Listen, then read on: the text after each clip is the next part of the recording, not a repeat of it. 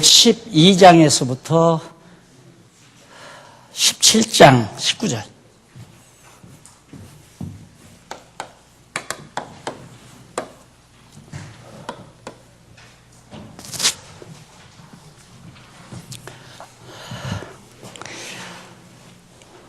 (12장에서부터) 17장 이 부분까지는 19절까지는 하나님 나라 예수님께서 하나님 나라 왕권을 가지고 세상을 심판하시는 그 심판에 의해서 사역하시는 내용이 기록되어 있구나 이렇게 생각을 하시면 됩니다.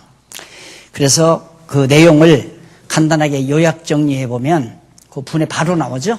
거기 보면 두 번째 줄, 그 나라 심판에 의한 사역 아래로 세 번째 줄, 그 내용 가운데 12장 49절로 14장은 심판의 실제, 어떻게 구체적으로 심판을 실제적으로 해가시는가, 그 다음 심판의 방법, 구체적으로 어떤 방법으로 또 심판하시는가, 그렇게 17장 19절까지 간단하죠. 실제와 방법, 심판의 실제 모습을 우리 한번 정리해 보도록 합니다. 12장 49절로 14절 76페이지 나오죠. 한쪽 가로 1번.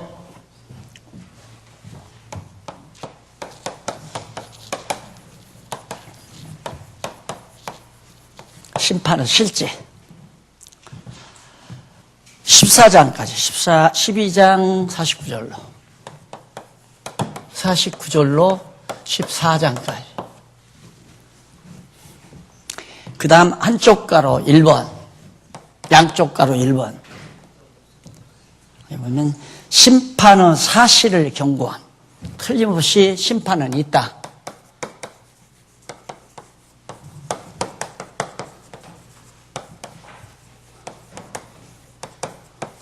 (12장) 14절. 틀림없이 심판은 있다라고 경고하는 내용인데, 맞는지 안 맞는지 확인을 해봐야죠. 정말로 심판의 사실을 경고하는 내용입니다. 첫째, 12장 49절, 59절, 불이 붙을 시대 분별과 옳은 것을 판단치 못함을 질책하는 내용. 불이 붙는다는 말은 심판이 이루어진다는 얘기거든요. 불로 심판하니까 반드시 불이 붙는다. 심판이 이루어진다. 그리고 옳은 것을 판단치 못함을, 왜 너희들이 옳고 그른 것을 분별하지 못하느냐, 그걸 질책하는 내용이 나타납니다. 넘어가서 7478페이지 중간쯤 보면 49절로 53절 나오죠. 49절로 53절 거기 보면 불을 던지러 오셨다며 예수님께서 가족 간에 서로 분쟁할 것을 예고함으로 증거하신 내용이다. 예수께서 내가 불을 땅에 던지러 왔노니 이 불이 이미 붙었으면 내가 무엇을 원하리요? 나는 받을 세리가 있으니 그 이루기까지 나의 답답함이 어떠하겠느냐라고 예수님께서 말씀한 내용입니다. 그런데 여기 불은 예수님이 죽으심을 당하심으로 일어날 심판을 말합니다. 예수님이 죽으심을 당함으로 불로 심판이 이루어진다. 그거에 대한 상징적인 얘기고, 받을 세례도 예수님이 십자가에 죽으실 것, 마태복음 10장 43절에 나오는, 마가복음 38절에 나오는 말하므로 서로 밀접한 관계가 있습니다. 그러니까 받을 세례나 불이나 같은 밀접한 관계가 있다. 그러니까 예수님께서 불세례, 성령과 불로 세례를 받는다고 그랬죠. 예수님이 성령과 불로 세례를 주시는 이다. 여기서 불심판도 바로 세례의 일종입니다. 그러니까 불로 육신의 소욕은 죽이고 성령의 소욕을 살려내는 그런 성령의 세례, 불세례를 말하는 겁니다. 그래서 예수께서는 정하신 뜻대로 십자가에 죽기를 바라면서 그 일이 이루어지기까지 심히 답답하다는 뜻으로 예수님께서 말씀한 겁니다. 야, 빨리 나는 언젠가 십자가에서 죽어서 고난을 당하고 다시 부활을 해야 되는데 이게 좀 빨리 이루어졌으면 죽음을 앞에 내다 놓고 예수님께서 퍽 답답하게 여기셨다.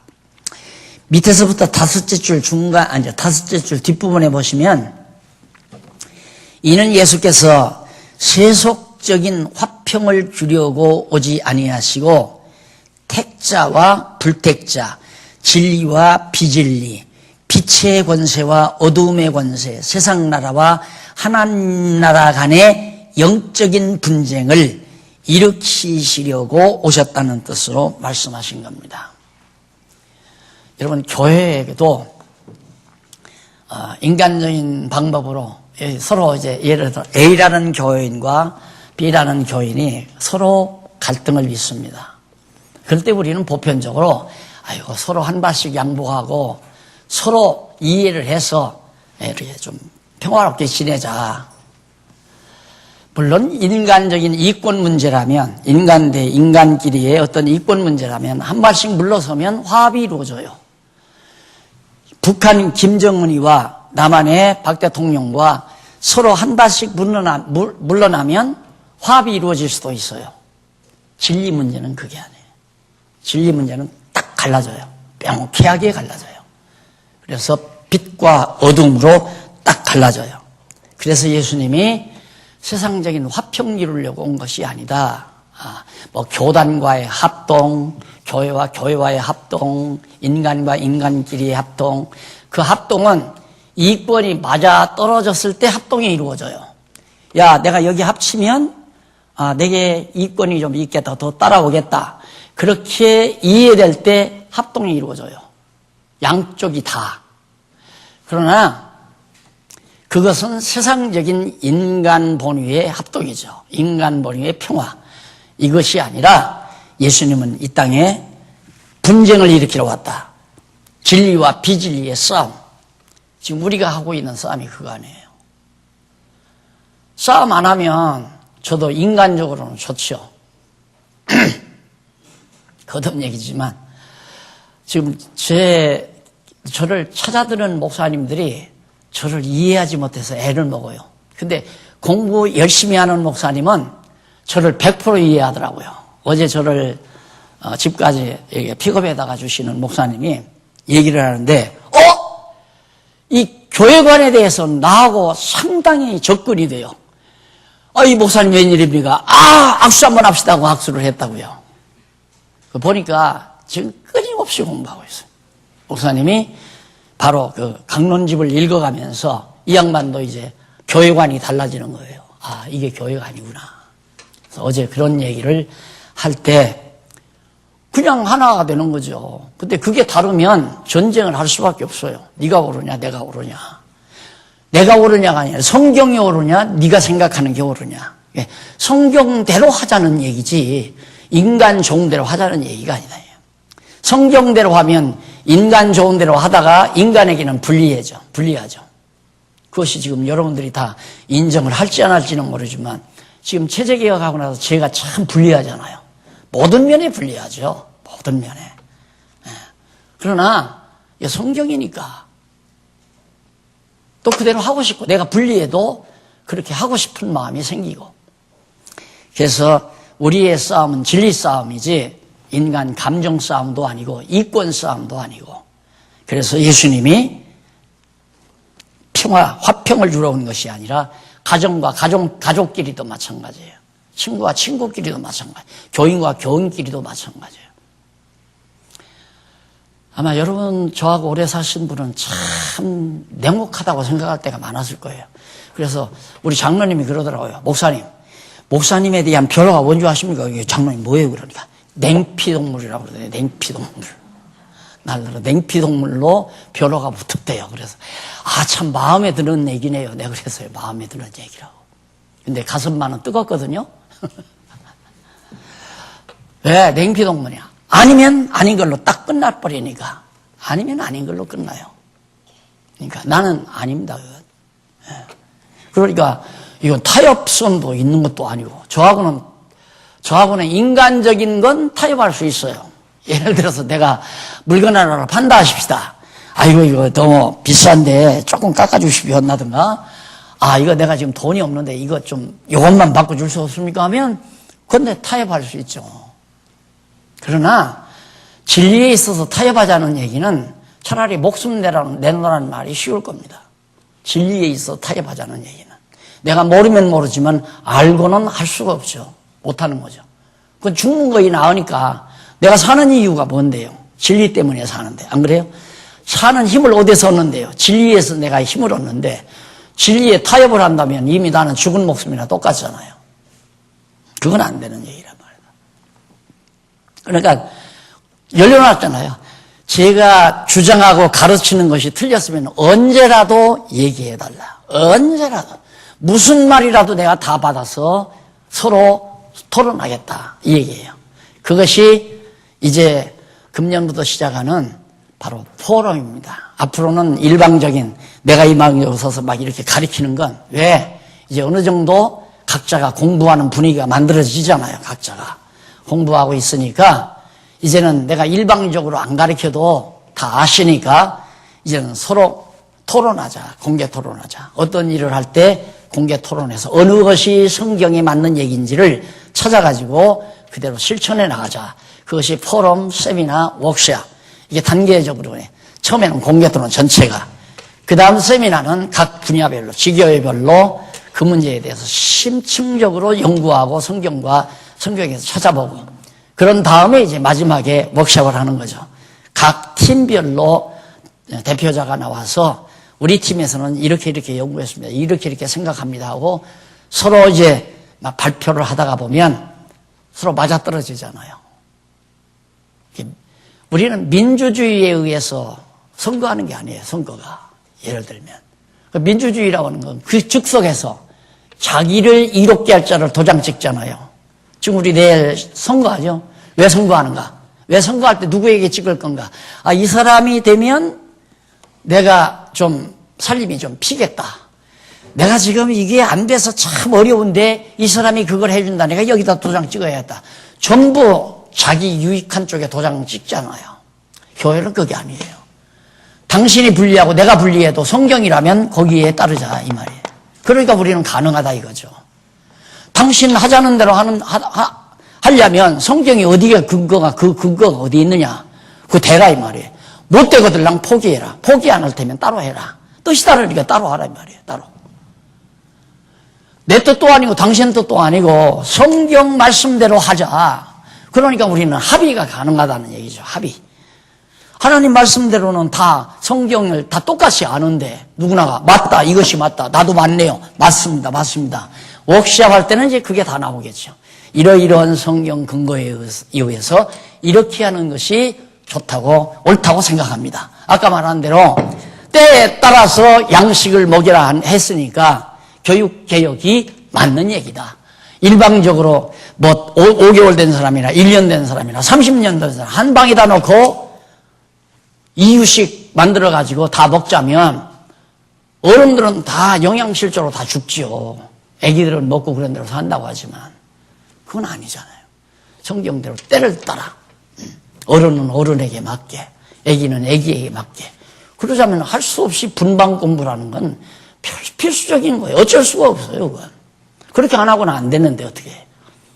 그래서 이제 성경대로 방법을 찾고 연구를 해서 어느 것이 옳으냐 옳은 대로 성경에 입각해서 옳은 대로 해나가자 그런 얘기죠. 자 54절로 56절에 보면 예수께서 천지의 기상을 분별하는 예를 들어 시대의 분별을 못하는 것을 질책합니다. 너희들이 아침에 날이 붉으면 하늘이 붉으면 오늘 비가 오겠다. 그걸 알아요. 저녁에 하늘이 붉으면 아이고 날이 가물겠구나. 그건 다 분별할 줄 알지 않느냐. 그런데 왜 시대의 분별은 하지 못하느냐. 그 시대의 분별을 못한다는 말은 예수님이 지금 오셔서 죽었다가 부활하심으로 이제 새로운 신약시대 복음의 시대가 열려지는데 아직도 너희들은 지금 캄캄하고 있다 이 말이에요. 이 시대가. 왜 천기는 분별한데 왜 시대는 분별하지 못하느냐. 그러면서 제일 밑에서 6째 줄 뒷부분에 보시면 곧 예수님이 외식하는 자를 재판장이신 하나님께 고소함으로 영원한 지옥에 갇힐 것을 염려하여 예수님 자신을 붙잡아 빌라도에게 끌고 가는 도중에 놓아주도록 힘쓰라고 외식하는 자들에게 당부하신 것입니다. 그 내용이 뭐냐면, 옳은 것을 판단하지 못하고 거기에 보면 어찌하여 옳은 것을, 그 57절로 59절 중간에 나오죠. 중간에 두 번째 줄, 거기서부터 아래로 두 번째 줄 보면 중간에 또 예수께서 어찌하여 옳은 것을 스스로 판단하지 아니하느냐, 네가 너를 고소할 자와 함께 법관에게 갈 때에 길에서 화해하기를 힘쓰라. 저가 너를 재판장에게 끌고 가고 재판장이 너를 관속에게 넘겨주어 관속이 옥에 가둘까 염려하라. 이 말은 너희들 끝내 나를 붙들어서 십자가에 못 박아 죽이도록 고소한다면 너희들은 결국 너희가 도리어 감옥에 들어가서 지옥 간다 그 말이지. 너희들 날 죽이고 지옥을 간다, 심판받는다, 그런 의미로 예수님께서 말씀하신 내용 59절까지. 그 다음 넘어가서 13장 1절로 19절에, 1절로 9절에 보면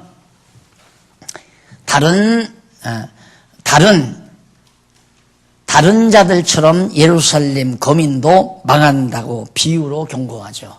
지난번 배웠죠, 여러분들? 이번 여름 사경일 때. 63년에, 주전 63년에 로마가 유대를 점령을 했죠. 그리고 예수님 33년에 십자가에 못 박혀 죽으십니다. 그리고 70년에 예루살렘이 함락돼서 성전이 불타버리죠. 성전만. 그리고 132년에서 5년까지 이 사이에 완전히 예루살렘은 쑥대밭이 되어버리고 다 회파되고 백성들, 예루살렘 거민들은 전부 쫓겨나고 남방으로, 이방 여러 나라로. 이걸 예수님이 지금 예언하잖아요. 나라의 심판, 하나님 나라의 심판이 이루어진다. 이 역사적으로 그대로 이루어져가는, 이걸 예수님께서 미리 선언한 내용이 바로 1절로 9절 사이에 나오는데, 그 밑에 80페이지 밑에서 네 번째 줄 보면 1절로 5절, 예수께서 갈릴리와 실로암 사람들의 예를 들어 회개치 않으면 망한다고 경고함으로 증거하신 내용입니다. 그게 뭐냐면 요즘 세월호 사건처럼 갈릴리와 실로암, 조금 읽어볼까요? 1절로 본문. 그때 마침 두어 사람이 와서 빌라도가 어떤 갈릴리 사람들의 피를 저희의 제물에 섞은 일로 예수께 고하니 대답하되 가라사대 너희는 이 갈릴리 사람들이 이같이 해받음으로써 모든 갈릴리 사람보다 죄가 더 있는 줄 아느냐? 그렇지 않다 이거예요. 세월호로 인해서 죽은 사람들이 우리보다 죄가 더 많아서 죽었다 착각하지 말라 이 말이에요. 그런 것과 똑같은 얘기입니다. 그러면서 너희에게 이르노니 아니라 너희도 만일 행위치 아니하면 다 이와 같이 망하리라. 지금 몇 사람이 희생이 당해서 그 피로 제사를 드렸다고 그러는데 이때 가봐라. 다 죽는다. 이때 가봐라. 완전히 예루살렘 다 쑥대박 돼버리고 만다. 그러니까 예루살렘 이때 당시니까 이 헤롯이 이 헤롯이 유대인들로부터 인심을 얻으려고 너희들이 섬기는 여호와는 잘 섬기게 내가 성전을 잘 지어주마. 그때까지만도 이들이 헤롯이 짓는 성전 이전에 에스라가 바벨론 포로에서 돌아와서 지어놨잖아요. 그 성전 헐어버리고 자기가 막 크게 더 호화롭게 잘 지어준 거예요. 그래서 예수님에게 제자들이 헤롯 성전을 자랑한 거 아니에요. 그러니까 이거 다 헐어버리라. 내가 3일 만에 짓겠다. 이거 헐어버리라 이 말은 이때 다 흘린다. 그러나 내가 3일 만에 다시 부활해서 짓는다. 이건 가짜 성전이다 이 말이죠. 예수님 당신이 진짜 성전 되신 그리스도의 몸, 이걸 간접적으로 말해준 내용 아닙니까? 심판이 저렇게 임하는 것을 말해준 내용입니다. 자, 그 다음에 이제 6절로 9절 이쪽에 81페이지 중간에 보시면 6절로 9절은 예수께서 열매를 얻지 못한 무화과 나무 비유로 심판의 이유에 대해서 가르칩니다. 열매 맺지 못한 자. 그러면 열매를 왜 못 맺었는가? 가지가, 포도나무 가지가 포도나무에 붙어 있지 아니하면 열매를 못 맺는다. 열매를 못 맺는다. 그리스도의 포도나무에 가지가 붙어 있어야 열매를 맺는다. 그러니까 가지가 열매를 맺는 게 아니라 포도나무가, 원둥치가 땅으로부터 뿌리를 통하여 진액을 받아 가지에 공급할 때 꽃이 피고 잎이 피고 열매가 맺는 거다 이 말이에요. 우리가 열매 맺는 것은, 그리스도의 지체인 내가 열매 맺고 사는 것은 그리스도가 성령을 보내서 성령의 능력으로 나로 하여금 열매 맺게 해 주신다 이 말이에요. 왜? 당신의 지체니까. 근데 바리새인들이나 이 고약한 종자들은 여기에 붙어 있는 종자가 아니다 이 말이에요. 그래서 열매 맺지 못하니까 너희들이 다 심판을 받는다. 그래서 우리는 그리스도를 떠나 살 수가 없는 거 아닙니까? 떠나 살 수가 없는 게 아니라 붙어 있기 때문에 어쩔 수가 없어요. 내 공로란 전혀 있을 수가 없죠. 내가 무슨 일을 하도, 어떤 선한 일을 해도, 어떤 위대한 일을 해도 내가 한 것이 아니라 포도나무 되시는 그리스도가 성령의 능력으로 나에게 능력을 공급해 주어서 그 능력으로 하게 해서 한 거기 때문에 되어지는 일마다 누구를 찬양해야 하냐면 자기를 찬양하는 게 아니라 그렇게 하도록 해주신 하나님을 찬양하고 성령을 찬양하고 그리스도를 찬양하는. 그래서 경건회를 하는 이유가 뭡니까? 주를 찬양하기 위해서 찬송 부르는 거 아니에요. 그리고 무엇 때문에 기도합니까? 주님께서 나에게 주신 소원 이루기 위해서. 내 욕심이 이루려는 게 아니라 우리에게 늘 소원이 있잖아요. 우리는 너무 소원이 뚜렷하잖아요. 우리에게 맡겨주신 이 귀한 보화, 땅에 이 시흥동 64번지 땅에다 묻어주지 말고 이걸 온 천하에 다 공급해 줄 수 있도록 해 주시라는 소원. 그거 하나밖에는 우리의 소원이 없잖아요. 그 소원을 한마음 한뜻으로 우리가 구하며 모여서 주일날 아침 모여서 그 경건회 한 40-50분 동안 그렇게 딱 경건회 하고 그리고 각자 흩어져서 자기가 때에 따라 먹을 수 있는 양식을 자기가 골라 먹어야죠. 그러니까 주부가 밥상을 쫙 차려놓잖아요. 이렇게 차려놓는데 남편이 별로 귀하지 아니하면 새끼들만 먹을 양식을 먹을 음식만 만들어요. 우리 집도 보면 가끔 그런데 이렇게 딱. 그럼 나 먹을 건 별로 없잖아요. 애들만 그냥 아이들만 오늘은 각오를 해야 돼요. 집에 아이들이 오면 오늘은 적당히 먹고 나간다 이렇게 각오를. 잘 고루고루 차려놓으면 어른도 먹을 건 어른이 먹고 애들이 먹을 건 애들이 먹고 너 이건 먹고 너 이건 먹고 그렇게 해도 필요 없어요. 아이들은 저 먹고 싶은 건 먹어요. 어른도 마찬가지죠. 그러니까 교회도 자기가 먹어야 될 양식이 있어요.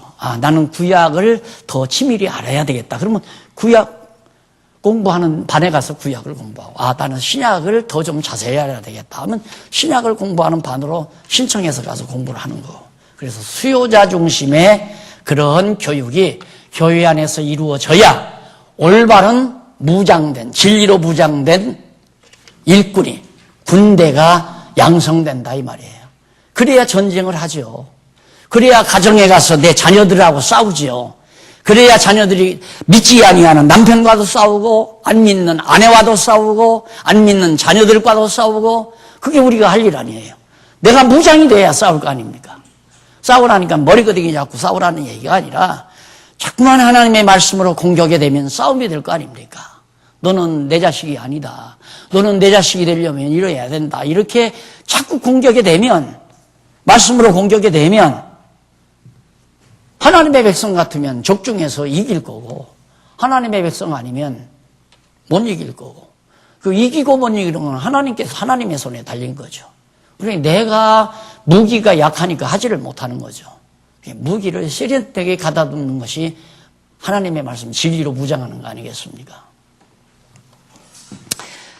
자, 그 다음 이제 열매에 대한 말씀을 해드렸고요. 넘어가서 13장 10절로 21절. 안식일에 병 고치는 것을 반대하는 자를 비유로 변박하는 내용입니다. 제일 밑에서 네 번째 줄 10절로 17절에 보면 예수께서 안식일에 병 고침 받은 것을 만류하는 자를 보고 병 고침 받는 것을 못하게 만류하는 자를 부끄럽게 변박함으로 증거하신 예수님께서 그를 딱 변박을 해요. 뭐라고?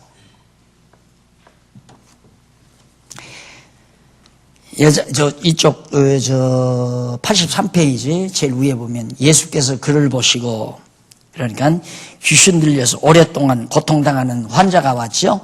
예수님께서 그를 보시고 여자여 네가 네 병에서 놓였다라고 하시고 안수하심으로 여자가 곧 펴고 손을 펴고 하나님께 영광을 돌렸다. 곧 병마로부터 자유를 얻고 하나님께 영광을 돌린 것이다. 이에 회당장이 예수께 안식일에 병 고치는 것을 분내어 우리에게 일할 날이 엿새가 있으니 그동안에 와서 고침을 받을 것이요 안식일에는 말 것이니라. 이게 이제 유대교 율법주의자들인 유대교들이 하는 얘기죠. 안식일 날 왜 안식일이 아닌 날도 엿새나 되는데 그때 와서 고침 받아야지 왜 하필이면 안식일 날 와서 고침 받느냐. 예수님께서 그걸 판별해요. 네 법이 옳은 게 아니라 하나님 나라 법은 안 그렇다 이 말이에요. 안식일에 병 고치는 것이 하나님 나라 법으로는 하등 전혀 하자가 없다. 그런 의미로 심판을 해 주시는 내용이 바로 그 부분에 나오는 거고요. 18절로 21절 83페이지 중간 예수께서 확장되어 가는 하나님 나라를 겨자씨와 누룩 비유를 들어 알려줍니다. 하나님 나라가 점점 확장이 된다. 참, 이게 이제 참 놀라운 거예요. 이번에도 이제 요한계시록 강의하면서도 잠깐 언급을 했습니다만은 하나로 미리, 여기 예수님이거든요. 하나로 미리 땅에 떨어져, 이 땅에 오셨죠? 여기서 떨어져 이 씨앗이 썩으면 여기서 이제 뿌리가 나잖아요. 뿌리가 나면서 줄기가 나오고 이게 퍼져서 30배, 60배, 100배의 결실을 받는다. 겨자씨는 진열대에 가보시면 알지만 조그맣잖아요. 아주 새까맣고 조그만 이 씨예요. 그게 땅에 딱 떨어지면 그것이 점점 자라서 큰 나무가 되고 그 나무 위에 와서 새들이 깃들이는 놀라운 녀석. 그게 하나님 나라의 확장을 말하는 겁니다.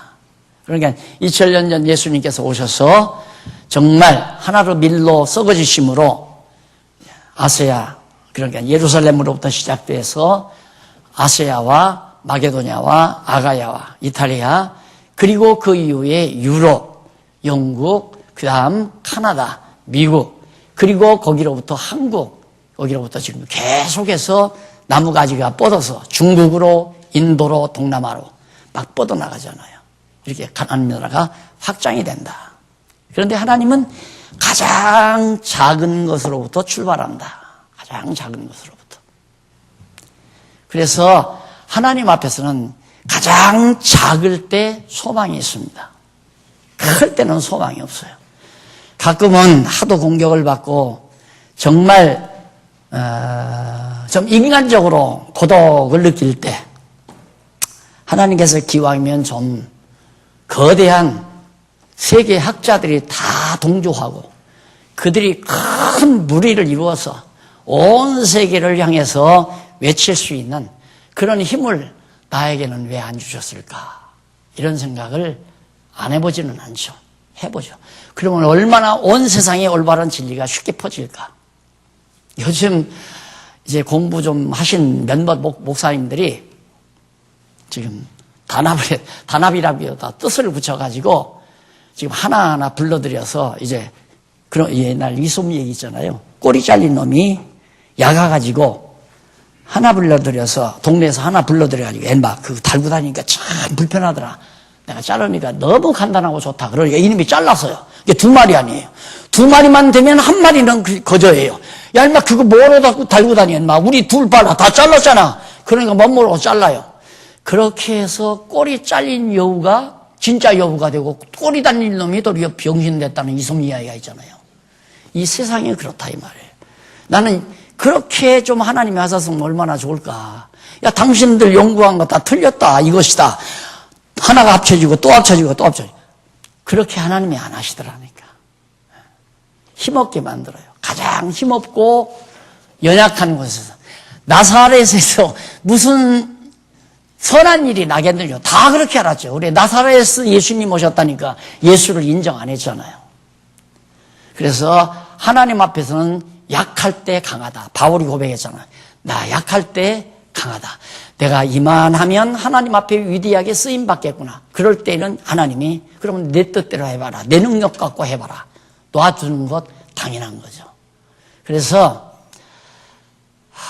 약한 것을 두려워하는 사람은 진리를 지킨다는 건 쉽지 않습니다.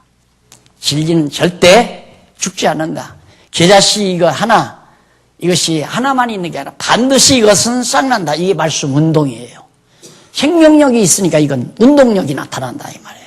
그래서 말씀 자체가 반드시 큰 거목을 이룬다.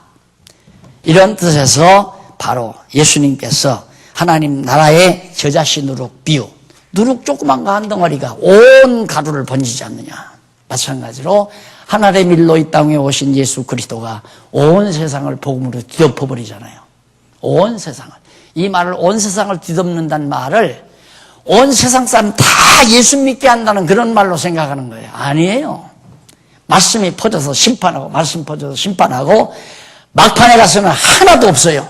예수 믿는 사람이 하나, 순수한 교인이 없다고 말이에요. 전부 다 이렇게 음녀가 돼버려요.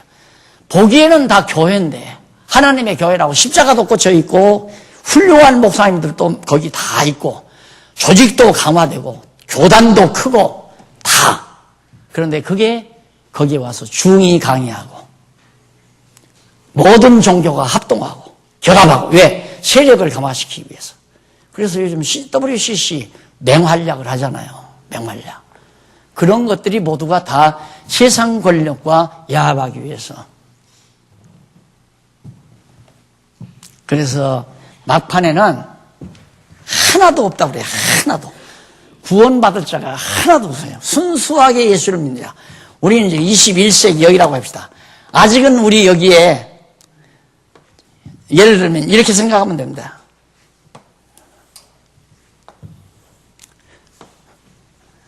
이 순수를 향해서 이렇게 이제 우리는 가야 되잖아요. 가면 갈수록 인간의 힘은 나약해져요. 숫자도 적어지고 자꾸만. 그래서 이게 좁은 길을 향해서 가는 거죠. 좁은 길을. 그런데 반대로 순수해서 이쪽으로 가는 거예요. 이쪽. 아주 순수한 쪽에서 넓은 길을 향해서 간다. 넓은 길을 향해서.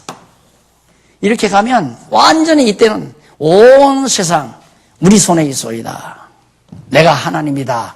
요한계시록에 나오잖아요. 내가 하나님이다. 온 세상 내가 다 장악했다.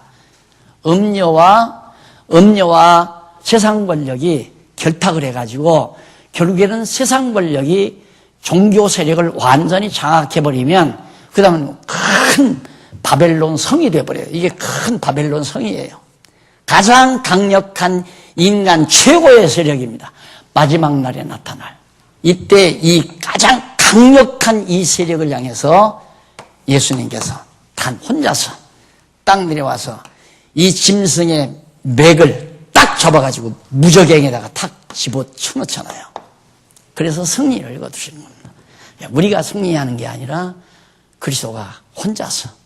그래서 하나님의 능력을, 하나님 나라 권세의 능력을 온 천하에 다 드러내므로 모든 정말 순교자들의 영혼과 구원받은 우리가 여기서 구원받고 이 다음 하나님의 주님 오실 때 부활해가지고 영광 영광 영광 주의 승리를 찬양하고 영원 무궁토록 할렐루야 노래를 부르는 그런 것으로 이제 이 세상을 심판하시는 그런 모습을 바로 여기에 보여주고 있는 겁니다. 13장 31절로 36절 죽임을 당할 장소인 예루살렘이 버림받을 것 나오죠? 예루살렘이 여기 버림받는다. 여기 와서 완전히 132년에서 5년 사이 완전히 예루살렘 버림당한다. 예수님의 예언대로 된 겁니다.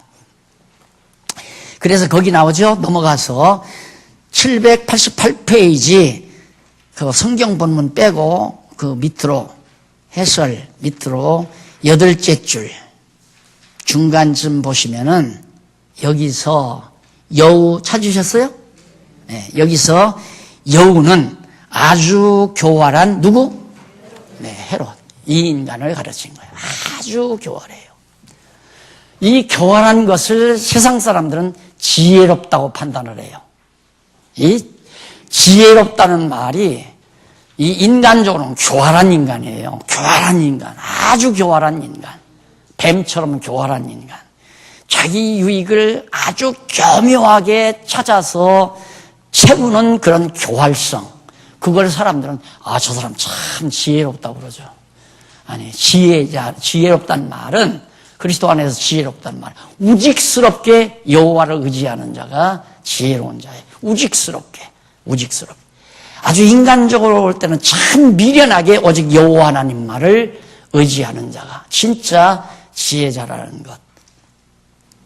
그래서 헤롯이 아주 교활한 하나의 여우로, 예수님께서 여우라고 그랬어요. 자, 그렇게 해서 정리가 이제 죽임을 당할 장소인 예루살렘이 왕한다는 것 다 밝혀줬고요. 그 다음 이제 양쪽 가로 2번 14장 나오죠. 누가복음 14장 양쪽 가로 2번인데 심판의 대상을 지적. 누가 심판을 받는가? 1절로 6절 넘어가 보면 14장 1절로 6절 88페이지 안식일에 병 고쳐줌을 싫어하는 자들의 잘못됨을 지적합니다. 안식일에 병 고쳐준 걸 싫어하는 자들이 이들 아니에요. 유대교 바리새인, 서기관들, 제사장들, 장로들 이런 사람들이 바로 안식일에 왜 안식일 지켜야 되니까? 요즘 얼마나 안식일 강조합니까? 안식일 범하지 말라고. 교회에서 안식일 범하지 말라고. 왜? 안식일 지켜야 누구에게 유리하니까? 자기들에게 유리하니까. 한국교회는 안식일하고 11조로 된 거예요. 한국교회는 참. 그래서 이번에 교육개혁을 제청한다 2탄을 내가 지금 신문에 기고를 했는데 자세하게는 못했지만 대략적으로 왜 내용 자체가 부실하다. 교회에서 교육시키는 내용 자체가 한국교회는 내용 별로 없어요. 별거 없어요. 안식일하고 11조 율법에 근거한 거예요. 안식일 지켜야 하니까 주일날은 반드시 나와야 한다. 나오면 뭐예요? 빈손 들고 나오면 안 되잖아요. 빈손 들고 하나님 앞에 나오지 말아라. 못 들고 11조 들고 나와라. 결론적으로 말하면 그거예요. 그걸로 결국 오늘날 한국교회가 이루어진 거란 말입니다. 근데 요즘에는 그게 잘 안 맥히잖아요. 이제 속은 것도 알고. 당황하죠, 지금. 이거 어떻게 걷어잡아야 될지 알 수가 없는.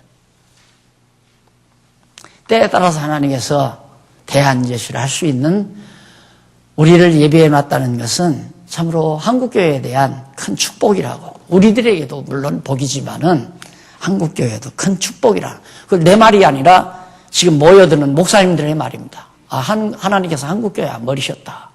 우리는 이 성경신학으로 한국교회를 다시 한번 재정립하자. 그런 모임이 지금 자꾸 만들어지잖아요. 참 신기하죠. 나는 밥 한 때도 안 사는데 자기들이 밥 사가면서 지금 그 모여들고 있어요. 6월 중순에도 또 한 번 모인다고 그러더라고요. 그런데 하여튼 정말 이제 율법에서 완전히 그 유병원 씨가 된 이유도 그겁니다. 그 유병원 이전에 장인 이름이 누구라더라. 그 사람이 처음에는 신앙은 순수하게 생각을 한 거예요. 이 기존 교회 보니까 완전히 이게 막 엉터리니까 교인들을 딱 억압해 놓고 율법에 얽매여 놓고 돈 뺏어가는 그런 식이니까 이 양반이 괴로우니까 당신이 로마서 정도 갈라디아서 정도 알고 나서는 예수님께서 그들의 단마디가 뭐냐면 다 이루었다. 예수님께서 복음서에 다 이루었다. 그것이 그들의 무기였어요. 예수님이 다 이루었다고 했다. 안식일도 다 이루고 11조도 다 이루고 우리가 맞잖아요. 그 부분만은. 그러니까 막 물밀듯이 모여들 거예요. 모여들다 보니까 돈 나오잖아요. 돈 나오자 그 양반 장인들은 죽고 이 무식한 사위가 돈 걷어잡기 시작해서 돈을 어떻게 주체하지 못하니까 딱 교회 이름 붙여놓고 들어오는 돈을 완전히 사업에 투자해가지고 사업자금 만들어서 정치인들과 야합해가지고 이거 똑같이 이거예요. 정치인들이 그 돈 안 먹고 그 엉터리 배를 띄우라고 하겠습니까? 그런 배를 또 운항하라고 하지도 않고 그리고 그것뿐만 아니죠. 정치인들 끼어야 자기네들이 하고자 하는 일이 순조롭게 다 이루어져요. 돈 갖다 주면 안 되는 일이 어디 있어요. 한 뭉탱이씩 정치자금 딱딱. 대통령 선거할 때 선거자금 딱 벌써 몇 억 되면 어느 정도 이제 조각 이루어지고 조금 안정이 되면 오다가 내려오잖아요. 한 가지만 정확하게 한 가지 일은 봐드리겠다. 대가 주겠다 이 말이에요. 이게 자본주의 사회에서 이 선거라고 하는 것이 이게 부패의 기본 요소예요. 내가 보기에는 그래요. 안 돼요 여러분. 정의사회 구현 안 돼요. 천만의 말씀. 그게 구현된다고 믿으면 나도 정치하지요. 예. 못할 건 뭐 있어. 내가 볼 때 성남시장 보니까 내가 하면 더 잘하겠던데. 예. 뭘로 봐도. 예. 안 되는 거예요. 세상 나라는 안 되는 거예요. 부패한 거에 정상이에요. 그러니까 부패한다고 짜증 부릴 것도 없고 세상 나라 썩어지는 거야 당연하잖아요. 우리는 그래서 하나님 나라 건설, 하나님 나라를 위해서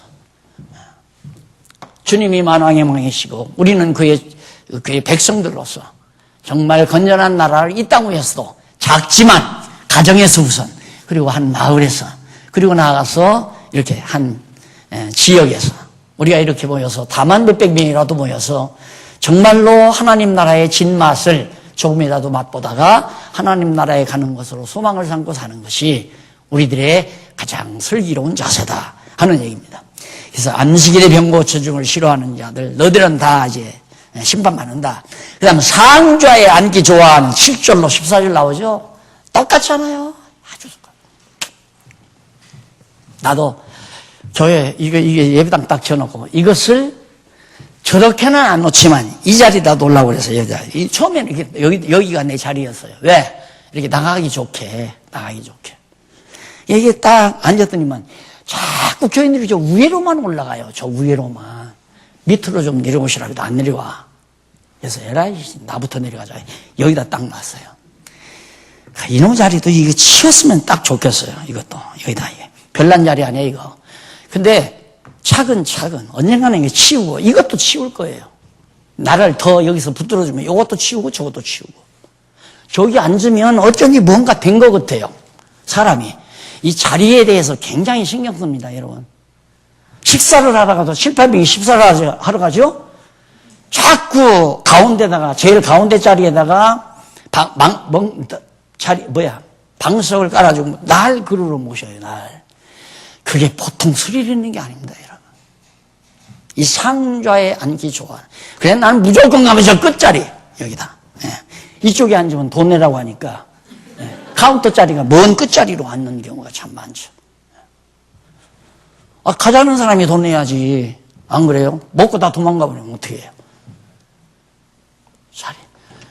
다 인간 사회에서 자리 하나도 인간을 타락시키는 중요한 매체가 된다 하는 거 우리가 다 마음에 기억을 하시고 정말 그리스도 안에서는 다 형제요, 자매요. 그렇죠. 당연히 그냥 존경하는 마음으로 할아버지를 그래도 앉기 좋은 자리에 제일 따뜻한 자리에 모시는 건 그 하나의 예의 아니에요. 사랑은 물에 의해 인치 아니하며 그런 차원이어야 되는데 이 인간들은 자기들이 자리 만들어 놓고 이 자리는 내 자리다. 내가 이거 만들어 놨잖아요. 내가 이거 만들어 놓고 여기는 나만 앉는다. 이렇게. 그래서 이제 은퇴하고 저기 앉았더니만 다 쳐다보는 거야지, 거기. 그런데 내가 꼼짝을 못할 뿐만 아니라 여기서 이 스피커도 전혀 안 알아들리는 거라, 전혀. 무슨 소리인지 알아. 그래서, 아유, 나도 이제는 어디 뭐 지방도 다녀야 되고 안 나와야 되는데 자꾸 쳐다보니까, 박 목사 안 나왔네. 이게 문제가 될 것 같아서, 아야, 여기 안 앉고 이쪽으로 빠져나왔죠. 빠져나와서 이제 중간 이쪽에도 앉고 저쪽에도 앉고 그러는데, 왜? 내 자리가 어디 정해져 있는 자리가 아니다. 다만 서로 성도 안에서 사랑함으로 말미암아 사랑이 무례행치 않기 위해서 이번에 보니까 나이대로 잘랐는데 내가 제일 제일 꽁대기 자리, 그러니까 제일 위에 나이 많은 분의 부류에 속하더라고요, 내가. 그래서 그 어른들하고 같이 잠을 자니까 참 좋은데, 어떤 분은 뭐 코 고는 소리 때문에 못 잤다고 그러는데 나는 그거 전혀 못 들었거든요. 뭐 듣고 잤는데 호걸매는 또 안 들었습니다. 어쨌든 같이 주 안에서 한 방에서 잔다는 것도 참 즐거운 일이고, 그렇게 해서 우리가 다 그리스도 안에서 한 형제고 한 자매고 이런 개념으로 우리가 순수하게 돌아가지 아니하면 반드시 높은 자리 만들어 놓고 거기는 누구만 앉아라, 누구가 제일 위대한 사람이다, 누구 없으면 교회가 안 된다, 이렇게 되면은 인간 집단이라, 그게 당짓는 거고, 그게 적그리스도로 나가는 관문이고, 인간 당지면 이리로 간다니까요. 헤롯 땅 짐승하고 야합하잖아요. 사내들인 공회, 회 만들어 놓으니까 헤롯 땅과 야합하고, 헤롯 땅은 로마 제국과 야합하고. 지금 한국교회 보세요. 그대로 되나 안 되나? 그대로 돼요.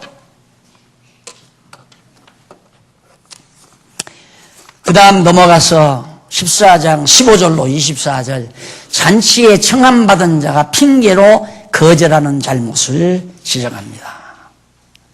잔치를 벌리고 막 초대하는데, 집안에 뭐가 있고, 뭐 장가가는 일이 있고, 뭐 솔 가지고 밭을 갈라야 되고, 막. 그게 누구냐면 이 인간들이에요. 하나님 나라 잔치를 벌려놓고 초대를 하니까 이 인간들은 다 그래서 아무나 불러들이라죠. 그 사거리에 가서 막 아무나. 그게 누구냐면 이방인들이에요. 너놈들은 하나님 나라 잔치에 참여 못하고 길거리에서 부려들인 이방 백성들이 하나님 나라에 참여한다. 그걸 말해준 내용입니다. 그 다음 14장 25절 35절, 제자가 되지 못해 버려질 자들의 잘못을 비유로 지적합니다. 제자 중에 버려질 것. 당연히 가룟 유다도 버림받죠. 예. 아무나 천국 가는 것이 아니라 진짜 예수님의 제자, 택함받은 예수님의 제자만이 결국은 하나님 나라 백성의 일꾼도 되고 역시 하나님이 쓰시는 백성이 된다. 그런 뜻이죠. 그러면서 저기 넘어가서 94페이지 두 번째 문단에 보면, 그러면서 이와 같이 너희 중에 누구든지 자기의 모든 소유를 버리지 아니하면 능히 내 제자가 되지 못하리라고 말씀하십니다. 그러면서 제자는 소금이 맛을 지으면 아무 쓸데없는 것처럼 맛이 있어야, 소금은 맛을 내는 것이 중요하지 않느냐. 그래서 예수 믿고 살려면 전부 재산 다 버려야 된다, 이런 말이 아니고, 그때 당시 예수님의 12 제자들을 말하는 겁니다. 배도 버려두고 직업도 버리고 너희들은 부름받아서 예수의 증인 노릇을 한다. 그리고 너희들이 나가서 복음을 증거할 때 소금이 맛을 잃지 않은 것처럼 복음 진리에 대한 맛이 너희들이 세상을 맛있게 만드는 놀라운 역사를 나타낸다는 것을 예수님께서 지금 나라의 심판에 의해서 사역하는, 심판에 의한 사실로 설명한 내용이죠. 사실 하나 빠졌네요, 중간에. 1번 다음에 2번이 뭐죠? 양쪽 가로 2번. 네, 심판의 대상.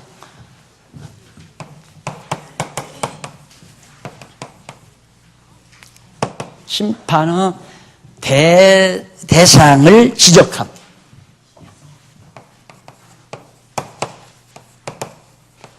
그러니까 예수님이 나라의 심판권을 가지고 있기 때문에 너는 지옥으로 가고 너는 천국 일꾼이 되고, 그거 다 지적하잖아요, 예수님이.